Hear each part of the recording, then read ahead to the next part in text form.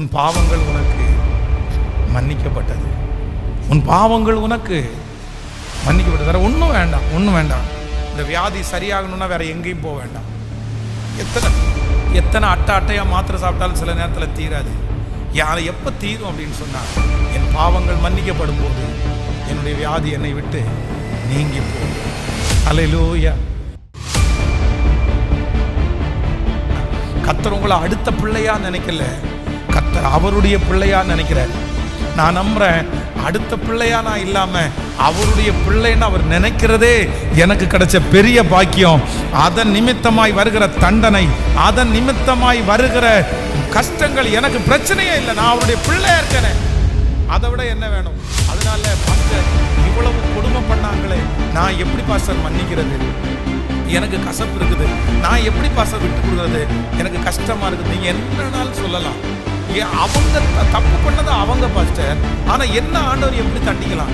அதுக்காக எனக்கு இந்த அற்புதம் நடக்கலையா அப்படின்னு யாரோ ஒருத்தர் இந்த இடத்துல கேட்கலாம். ஆனா ஆண்டவர் என்ன சொல்றாரு அப்படின்னா, அவங்கள நான் எதிர்பார்க்கல, அவங்கள நான் எதிர்பார்க்கல. ஆனா யாரை எதிர்பார்க்கல? சத்தமா சொல்லுங்க.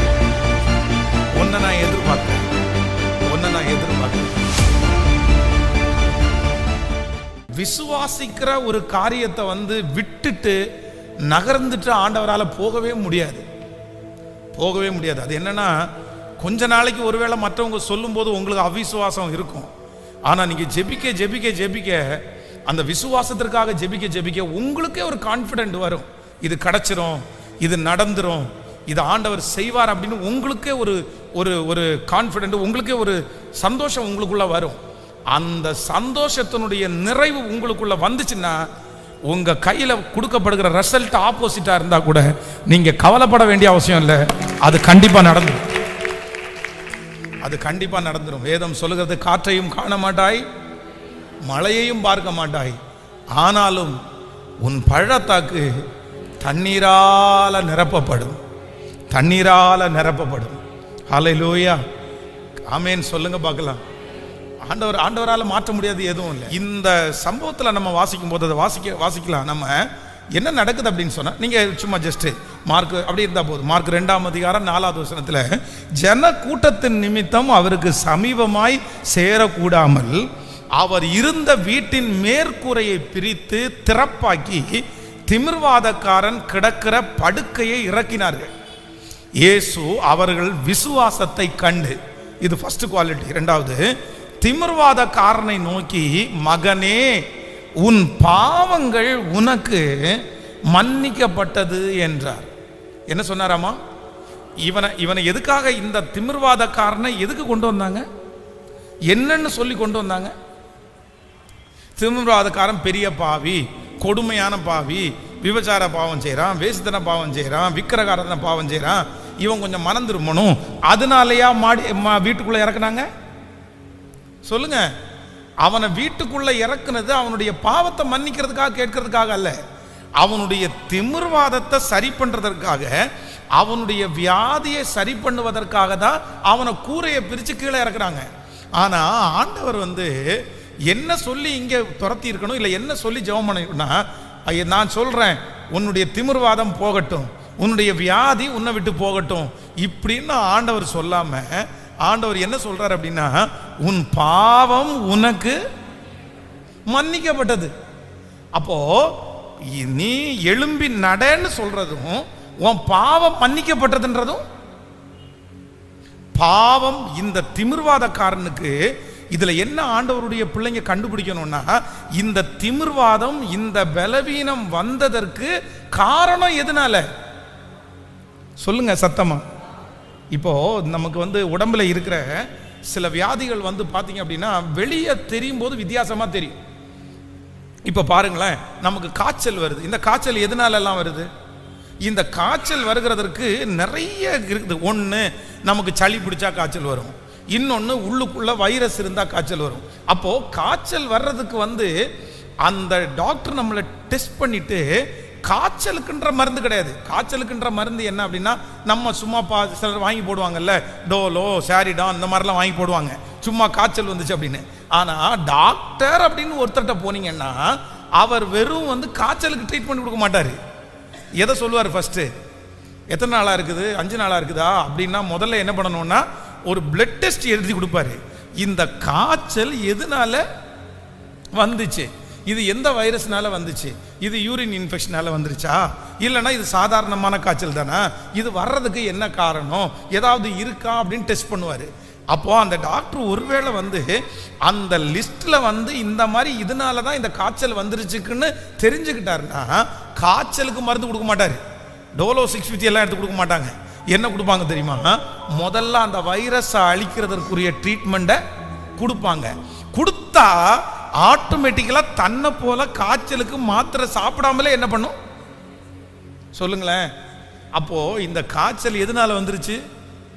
இந்த திமிர்வாதக்காரனுக்கும் ஆண்டவர் எப்படி ட்ரீட்மெண்ட் பண்றாருன்னா, எப்பா உனக்கு இப்ப வந்திருக்கிற இந்த திமிர்வாதம், உனக்கு இப்ப வந்திருக்கிற பிரச்சனை இது வியாதி இல்லை, இது நீ நினைக்கிறது வெளி தோற்றத்தில் வியாதியா காமிக்குது, வெளி தோற்றத்தில் உன் கால் கையை முடமாக்கிருச்சு, வெளி தோற்றத்தில் உன்னை படுக்க வச்சிருச்சு. ஆனா இது எதனால வந்துச்சுன்னா உனக்குள்ள நீ செஞ்ச பாவத்தினால தான் இந்த வியாதி வந்திருக்குது. இப்போ ஆண்டவர் என்ன சொல்றார் அப்படின்னா, உன் பாவங்கள் உனக்கு மன்னிக்கப்பட்டது. உன் பாவங்கள் உனக்கு மன்னிக்கப்பட்டதுன்னா உடனே அவனுக்கு சுகம் நிச்சயமானது என்று அர்த்தம். அப்போ ஆண்டவருடைய பிள்ளைகளை நம்பர் 2, இரண்டாவதாக நமக்கு சுகம் வேண்டும் என்றால் விசுவாசம் மட்டுமல்ல, என்ன நடக்கணும் அப்படின்னு சொன்னா நம்முடைய பாவங்கள் நமக்கு என்ன பண்ணணும்? சில பாவங்கள் நமக்கு மன்னிக்கப்படாம நம்முடைய வியாதிகள் சரியாகவே சரியாகாது. அதனால எல்லா வியாதியும் பாவத்தினால வந்துச்சுன்னு நான் சொல்ல மாட்டேன்.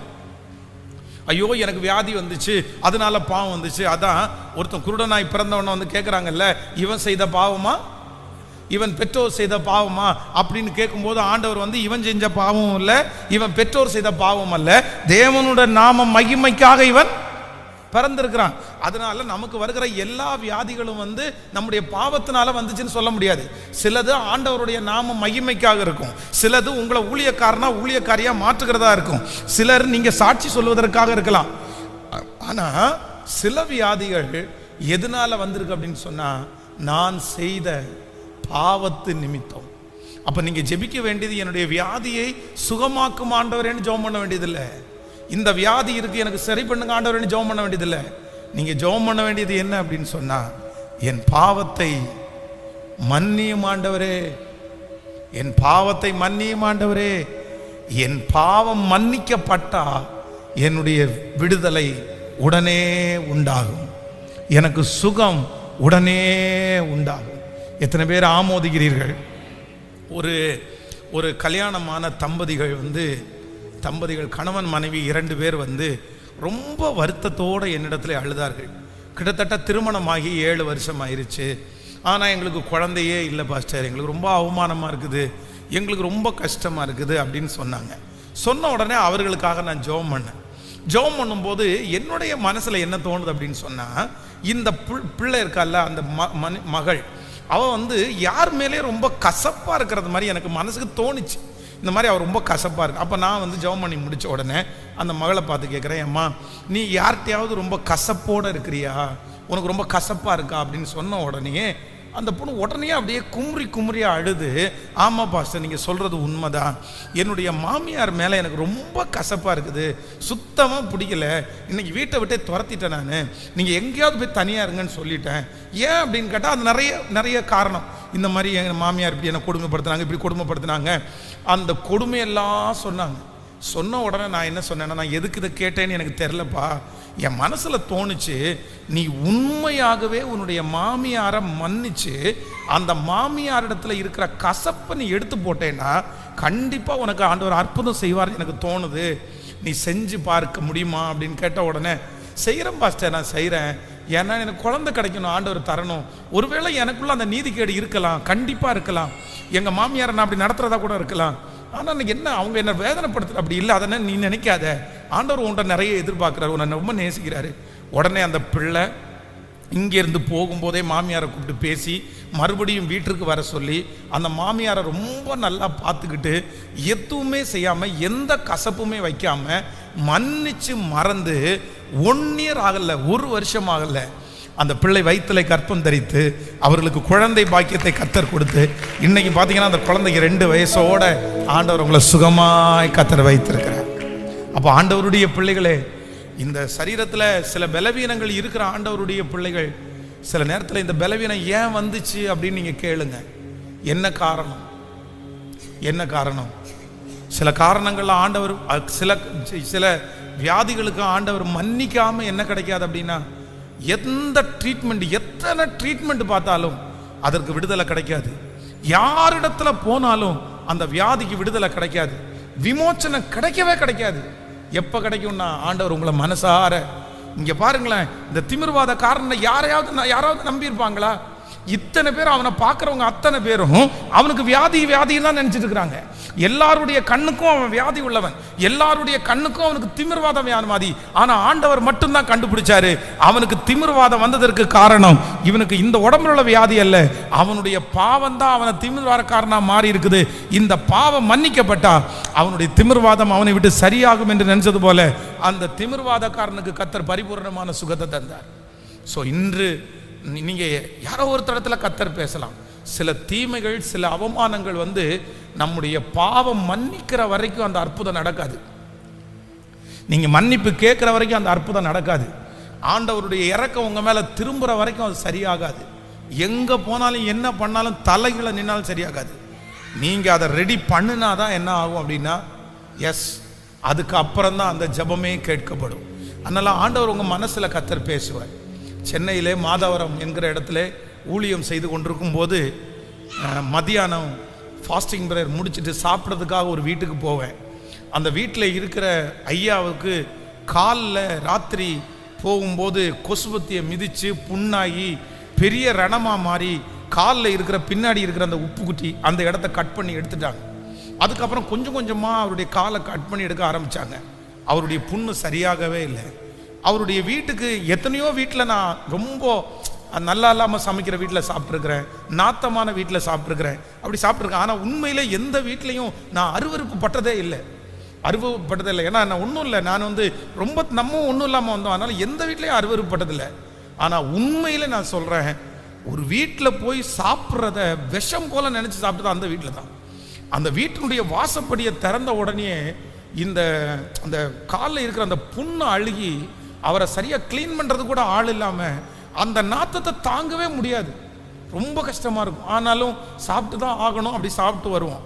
ஆனால் அந்த மனுஷன் வந்து ரொம்ப ஒரு இந்த முடவாதம் பிடிச்ச ஒரு மனுஷன். அப்படியே இருதயத்தில் பயங்கரமான ஹெட் வெயிட்டு, தாழ்ந்து போக மாட்டார். ஒரு என்ன இருந்தாலும் நம்ம உள்ளே போனால் கூட தம்பி வாப்பா வா அப்படின்னா, பாஸ்டர்னு அவர் கூப்பிடணும், அவருடைய வயசு நம்ம தம்பி தான். ஆனால் என்னன்னா நான் அப்படி தான் கூப்பிடுவேன் அப்படின்ற மாதிரி. வா உட்காரு, சாப்பிட்டு போ. என்ன இன்னை 5 நிமிஷத்துக்கு முன்னாடி நீ முடிச்சிருக்கிற, இவ்வளோ சீக்கிரம் எதுக்கு யாரும் நான் முடிக்க சொன்னா? நீ கரெக்டாக 12:30 12:30 முடிக்க வேண்டியதானப்பா. எதுக்கு வந்து நீ வந்து சீக்கிரமாக முடிச்ச? ஏன் போகணுமா அவசரமா? ஒருவேளை லேட்டாக முடிஞ்சா ஏன்ப்பா டைம் உனக்கு பார்க்க தெரியாதா? அங்கே இருக்கிற எத்தனை பேர் வேலைக்கு போவாங்க? இப்படியே பேசுவார். ஆனால் கால் முழுக்க கட்டு வச்சிருப்பாரு. அவருடைய பேச்சு கொஞ்சம் கூட மாறல. ஏன் அப்படின்னா நிறைய பரிசுத்தவான்களை காயப்படுத்தின காயம் அவருக்குள்ள இருந்திருக்குது. அவர் வந்து ஒரு திருச்சபைக்கு மூப்பராக இருந்தார். அவர் மூப்பராக இருக்கும்போது அவருடைய சர்ச்சில் இருக்கிற பாஸ்டர்ஸ் வந்து இவர் எந்த வீட்டுக்கு போக சொல்கிறாரோ அந்த வீட்டுக்கு தான் போகணும், இவர் எந்த வீட்டில் ஜெபம் பண்ண சொல்கிறாரோ அந்த ஜெபம் தான் பண்ணணும், இவர் எப்படி பிரசங்கத்தை முடிக்க சொல்கிறாரோ அப்படி தான் முடிக்கணும். இங்கே இருந்து மணியை காமிப்பார், டைம் முடிஞ்சுன்னா பாஸ்டர் உடனே முடிச்சிடணும். அந்த மாதிரி ஒரு அரசாட்சி பண்ணிட்டு இருந்த மனுஷன். எத்தனையோ ஊழியக்காரர்கள் வந்து அந்த சர்ச்சிலேருந்து போகும்போது அழுதுகிட்டே போயிருக்கிறாங்க. அத்தனை பேருடைய அழுகையை இவர் தலையில் வாங்கிட்டார். இப்போ கடைசியில் அவரால் அந்த நோயில் தாங்கவே முடியல. அதில் அவர் ரொம்ப கஷ்டப்படுத்திடுச்சு. கடைசியில் என்ன நடந்துச்சு தெரியுமா? அவர் திருவிருந்து கொடுக்கறது கூட ஒன்றாவது அந்த ஃபர்ஸ்ட் வீக்கில் சர்ச்சில் திருவிருந்து நடந்தால் இவருக்கு ஒரு ஊழியக்காரர் திருவிருந்து கொண்டு வந்து கொடுக்கலன்னா அவ்வளோதான் பிரச்சனை. என்ன நீ லேட்டாக வர்ற, திருவிருந்து கொடுத்தோன்னே எனக்கு வந்து கொடுக்க தெரியாதா அப்படின்னு சொல்லுவார். கடைசியில் என்ன நடந்துச்சு தெரியுமா? அவருடைய வலி தாங்க முடியாமல் ஆண்டவரை அறிஞ்சதுனால தற்கொலையும் பண்ணிக்காம ஒரு ஜெபம் பண்றாரு. என்ன ஜெபம் பண்றாருன்னா, நான் செஞ்சதெல்லாம் தவறு தான், நான் மனசார அதை ஒத்துக்கிறேன், நான் மன்னிப்பு கேட்குறேன், இதுக்கு மேலே இந்த உலகத்தில் எனக்கு வாழ்றதுக்கு விருப்பம் இல்லை, எனக்கு நித்திய ஜீவனுக்கு நான் பாத்திரமா இருந்தா நான் இப்போ செத்தேன்னா பரலோகத்துக்கு நான் வர்ற அளவுக்கு என்னை ரெடி பண்ணிட்டீங்கன்னா என் உயிரை எடுத்துருங்க. நான் இருக்க விரும்பல, நித்திய ஜீவனுக்கு நான் பாத்திரமா இருந்தால் என் உயிரை எடுத்துருங்க. அவ்வளோதான். அந்த ஜெபம் பண்ணி முடித்த அடுத்த 24 மணி நேரத்தில் அவர் இறந்து பரலோக ராஜ்யத்துக்கு கடந்து போயிட்டார். அவ்வளோதான், அந்த ஓட்டம் அவருக்கு முடிஞ்சிருச்சு.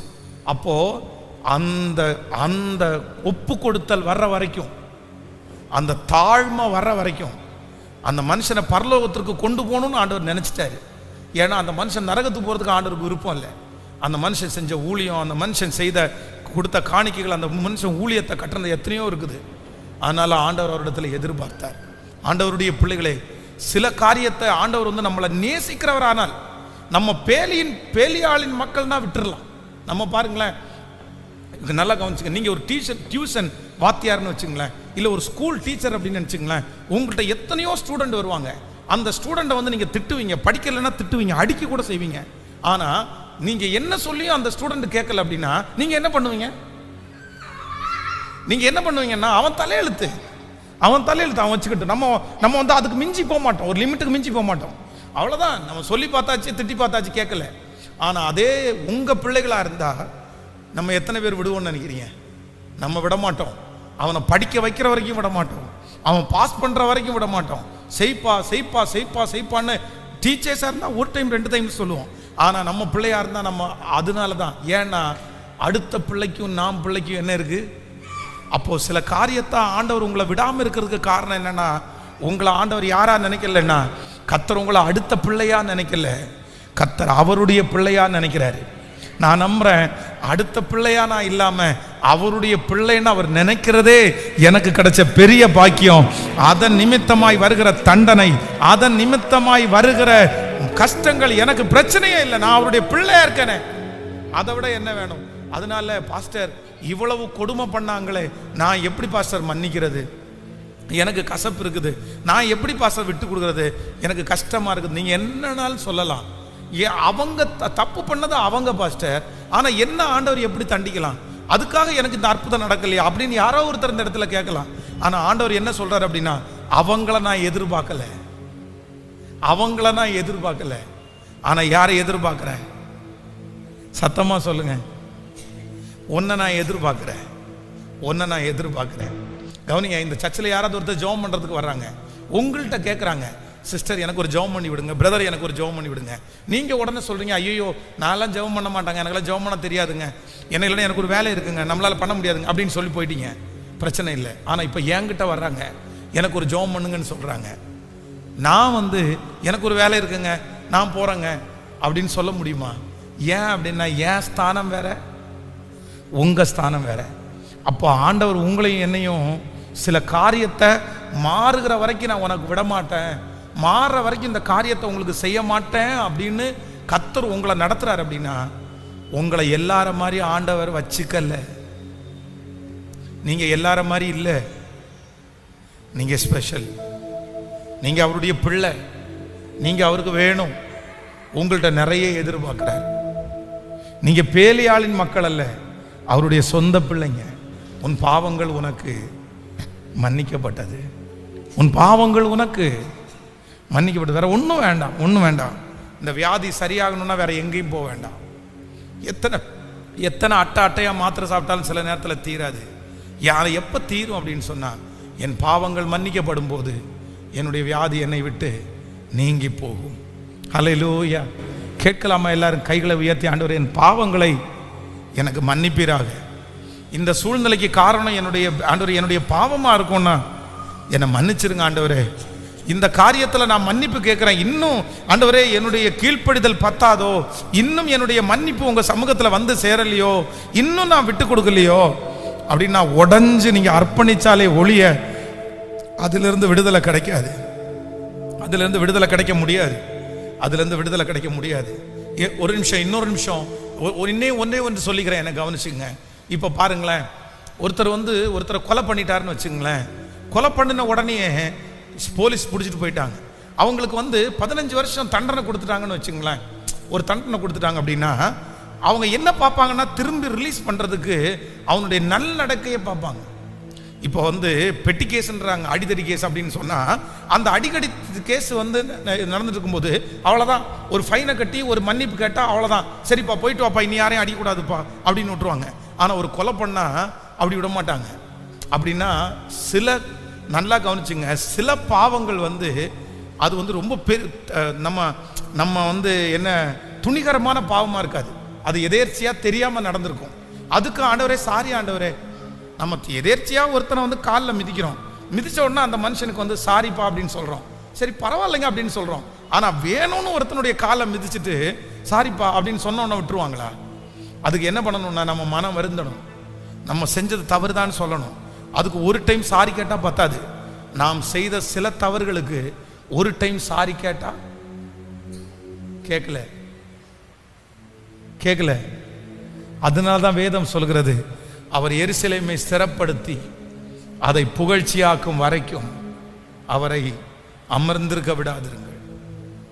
யாக்கோபு பிந்தி தனித்திருந்தான், பொழுது விடியும் மட்டும் ஒரு புருஷன் அவனோடு போராடி மேற்கொள்ளாததை கண்டு, நீர் என்னை ஆசீர்வதித்தாலே ஒளிய நான் உம்மை. கர்த்தருடைய பிள்ளைகளை யாரோ ஒரு இடத்துல ஆண்டவர் பேசுறாரு, யாரோ ஒரு இடத்துல பேசுறாரு. உங்கள் பாவங்கள் மன்னிக்கப்படுவதற்கு வெறும் சாரின்ற ஒரு வார்த்தையோட சொல்லுங்க, வெறும் சாரின்ற ஒரு வார்த்தையோட முடிஞ்சிடாது, வெறும் சாரின்ற ஒரு வார்த்தையோட முடிஞ்சிடாது. வெறும் சாரின்ற ஒருத்தனுடைய வாழ்க்கையே நாசம் பண்ணிட்டு, ஒரு குடும்பத்தையே ஒன்றும் இல்லாமல் பண்ணிட்டு சாரி அப்படின்ட்டா, தெரியாமல் பண்ணிட்டேன்னு சொன்னா முடிஞ்சிருமா? நம்மளால் அந்த குடும்பம் எவ்வளோ பெரிய பிரச்சனையாச்சு, எத்தனை பேர் தற்கொலை பண்ணாங்க, எத்தனை பேர் பிரிஞ்சு என்னென்னமோ சொல்லலாம். அப்போது மனம்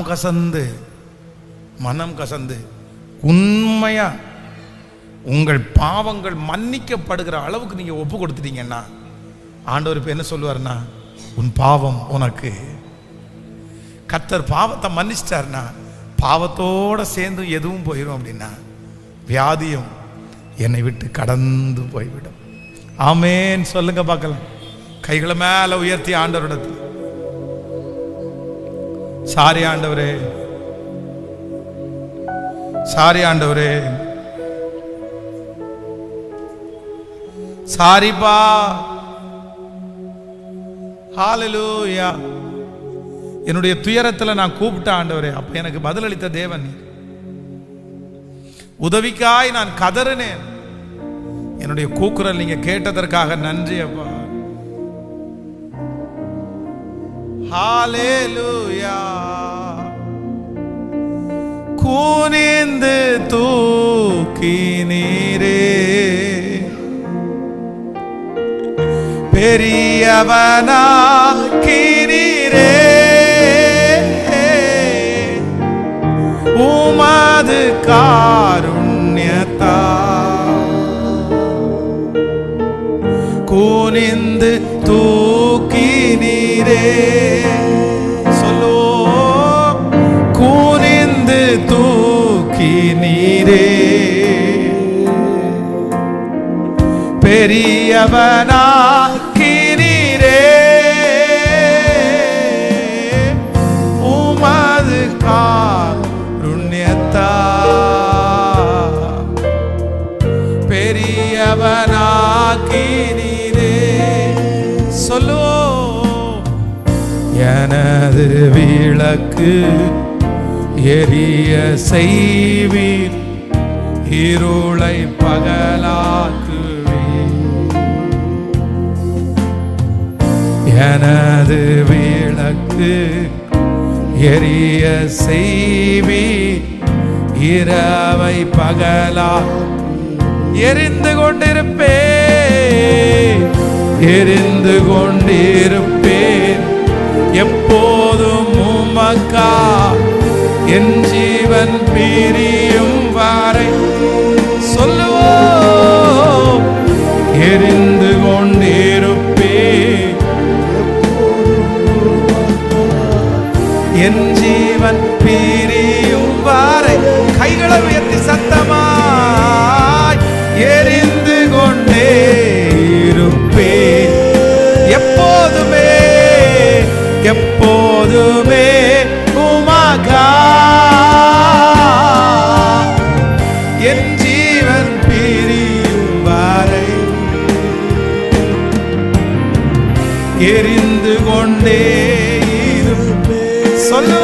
சொல்லுவோம், எரிந்து கொண்டே எப்போதுமே எப்போதுமே உமக்கா.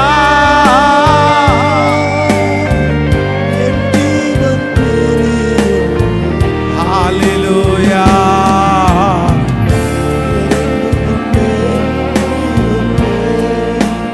தூயரே தூயரே சர்வ வல்லவர் நீரே. தூயரே தூயரே தூயரே சர்வ வல்லவர்.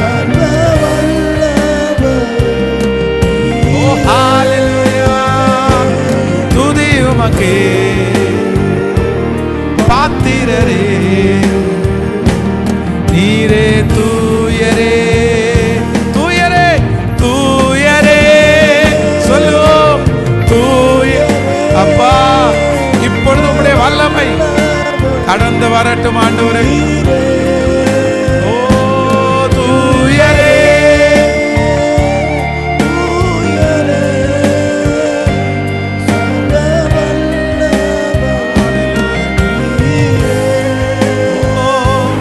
துதி உமக்கே பாத்திரரே நீரே. தூயரே. கடைசியாய் கையை உயர்த்தி எல்லாருடைய கரங்களை மேல உயர்த்தி ஹல்லேலூயா ஹல்லேலூயா ஹோசனா ஹல்லேலூயா ஹோசனா சொல்லுவோம், ஹல்லேலூயா ஹோசனா. மன்னிச்சிருங்க ஆண்டவரே, என்ன முற்றிலுமா மன்னிச்சிருங்க ஆண்டவரே. ஹல்லேலூயா ஹோசனா ஹல்லேலூயா ஹோசனா சொல்லிக்கொண்டே ஹல்லேலூயா. ஆமென். இப்பொழுது சத்துரு வெட்கப்பட்டு போவானாக. அவனுடைய கிரியைகள் இயேசுவின் நாமத்தில் வெளியே போவதாக. ஓ ஹல்லேலூயா ஹல்லேலூயா ஹோசனா ஹல்லேலூயா ஹோசனா. கரங்களை தட்டி அந்த தேவ குமாரனுக்கு, அற்புதம் செய்கிற தேவனுக்கு கரங்களை தட்டி Thank you Holy Spirit.